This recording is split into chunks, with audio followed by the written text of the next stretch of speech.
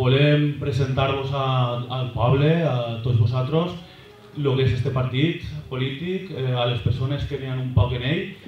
I bueno, per què? Perquè és necessari. Per què és necessari? Perquè tot està anant, francament, al nostre vore, o al meu vore, per almenys, està anant prou mal. I el motiu per el qual està anant mal és perquè el poble, el que són les persones, les que estem així, no estem involucrades en la política per diferents motius. Perquè tenim que treballar, perquè tenim família.